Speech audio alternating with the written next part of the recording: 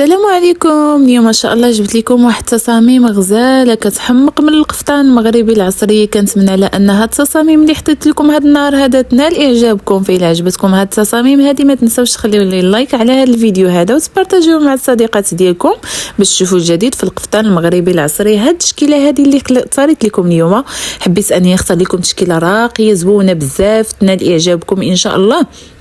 موديلات غزالين، كاينين قفيطنات اللي منبتين، كاينين قفيطنات اللي سامبل، كاينين قفيطنات اللي بزواق المعلم.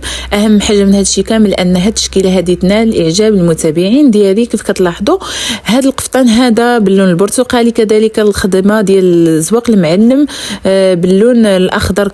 كي كتلاحظوا الخدمه ديالها ومن لتحت تا هو كذلك باللون الاخضر. شوفوا يا البنات على قفطان كيحمق بزاف. شوفوا الخدمه ديالو كيف دايره، العقاد نص طوق. صراحه الخدمه ديالو زوينه بزاف. شوفوا هذا القفطان هذا باللون الاسود كذلك باللون الذهبي صراحه كيجي مع كل شيء. شوفوا الخدمه ديالو كيف دايره.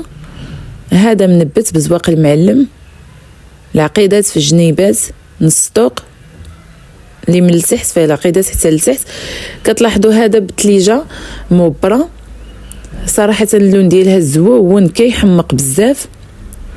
فكتبوا لي في التعاليق اش من قفطان عجبكم في هاد القفاطن هادو اللي حطيت لكم هاد النهار هذا، لان صراحه كاملين بهم قفيطنات اللي هما زوونين. قفطان احسن من قفطان ما كيشبه قفطان مختلف على قفطان، تصميم كيختلف على تصميم.